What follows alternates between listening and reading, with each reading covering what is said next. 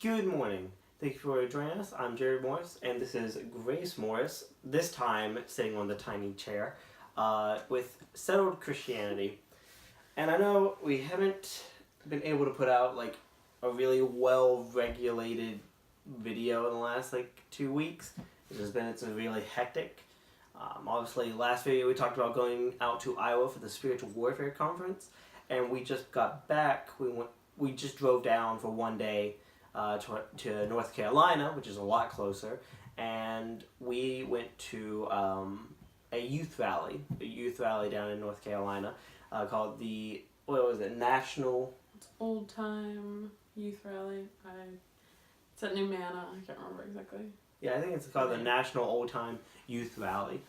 And it's really good. Tony Shirley puts it on, and church down there that has been involved in camps we've been part of and different youth rallies. It's been really enjoyable. And we're just going to do just this duo video today and just talk about different things. I got a few different series coming up. I do have some full series that I want to go through and some really good ideas that I want to talk about. And just today I think this will be another real simple video just to get us back on track for the next few weeks. So I'm going to go ahead and say that I'll go ahead and throw out an idea from the spiritual warfare. I know we talked. I said that I want to talk a little bit more about that. I might throw out an idea from that, and then I'll talk about an idea that I enjoyed from the youth rally. But Pastor Smith out at Harvest, for the spiritual warfare, he talked a lot about. He makes that joke that he doesn't think there's a demon behind a bush. He thinks there's 100, and he says he knows that and he knows that you can take spiritual warfare way too far. He says, but he does think so many pastors and so many Christians downplay the importance of the spiritual in the Christian's life. That he believes that many Christians just don't ever think about what Satan is trying to do in their life, what Satan is trying to tempt them towards, and what Satan's really trying to work in their life. And I think just from the spiritual warfare, and I've heard it before, but it's just nice to have it reiterated that we are in a spiritual fight, and that it's so easy going about work and just daily life to forget about that and to just not think about that we are in a fight for our souls, not to lose our salvation, but to be useful for God. Do you have any other thoughts from Iowa? Do you have any thoughts about that? Not right offhand. I think you said it really well. Yeah. I know. I do definitely think that spiritual warfare isn't taken seriously enough in churches. Like a lot of the churches in our circle, but it's really cool to see what Harvest is doing.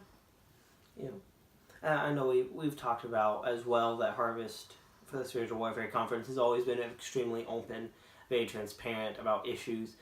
People out there who give testimonies talking about being abused,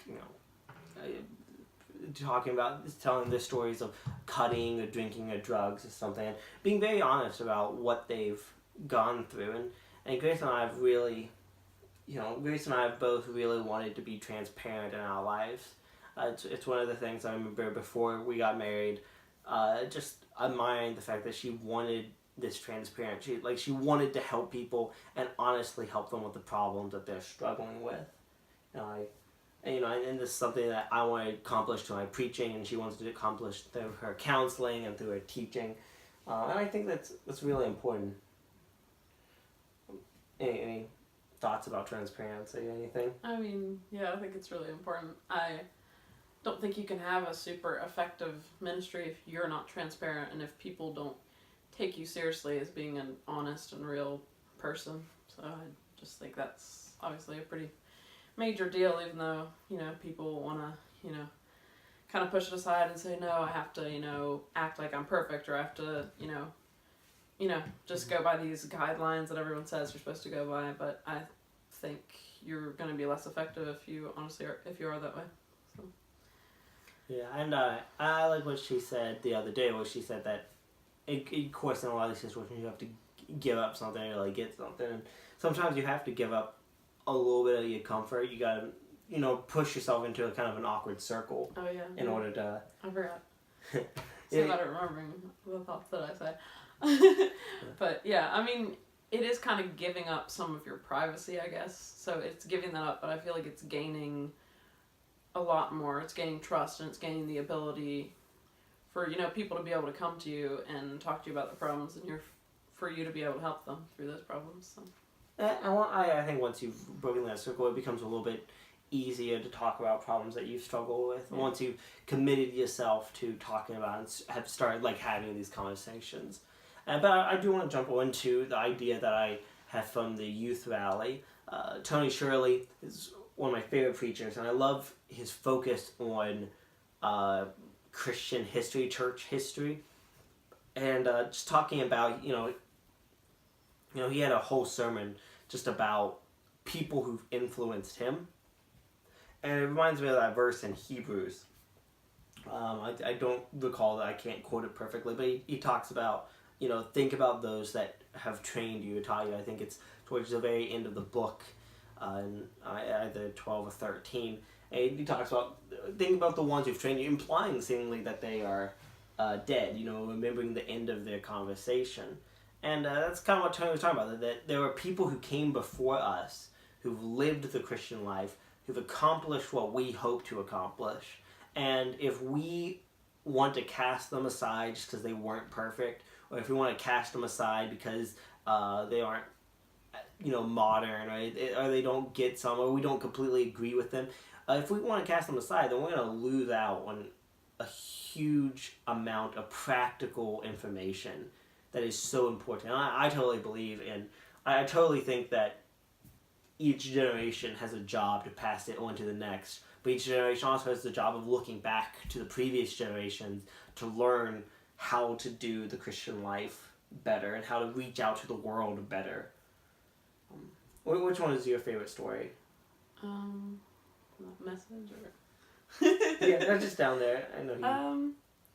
The message was really good. I like how he mentioned that the preachers he looked up to, but he also had his mom in there too, which is really cool because there's a lot of different influences that are in our lives, and I just think that was a really cool thing to talk about and to see, where we have a lot of different mentors and preachers maybe, and also even my mother is a huge example for me, and honestly one of the most influential people in my life.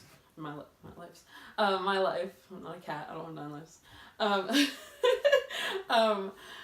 But I think it was a really good message, and talking even going the other side, and it's important for us to be good influences, so because there always are people looking up to you, one of the girls from our youth group was talking about how she looks up to me, and brag about it. I was telling her that's don't look to me for a bad influence, but I think that's what she didn't know. But no, even seeing, I don't think I actually really affect anyone, but I know that we all do affect people, and there are people who look up to us, so it is really important to be a good influence. Yeah. I actually, listening to that sermon and thinking about his previous sermons, just looking at Christian influence in America and throughout the world, I think it kind of triggered my thought of maybe doing a series on here about different preachers and great Christians of the past. I was reading an article about one of my big heroes in Christian history being R.W. Dale. It was a British preacher, and it's just so fascinating seeing these people who came before us, and they weren't dumb and they weren't lazy. They thought deeply about theology and the doctrines that they struggled with in their time, and they thought deeply about how to reach the world effectively without compromising. And I think I might go on and do a video series about that, So we'll see about that. But right now, you have anything left to say? You good? Okay. Yeah, I think that we've said what we wanted to. Both the Spiritual Warfare Conference and the Youth Rally was really, really good.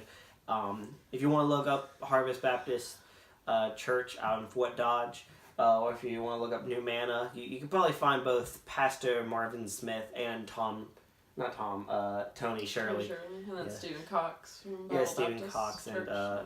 And I think you can find all three of them on like Sermon Audio or someplace like that. But they're worth the listen if you ever get a chance to listen to any of their sermons. But anyways, this has been Jared Morris and Grace Morris with Settled Christianity, helping you continue in the faith.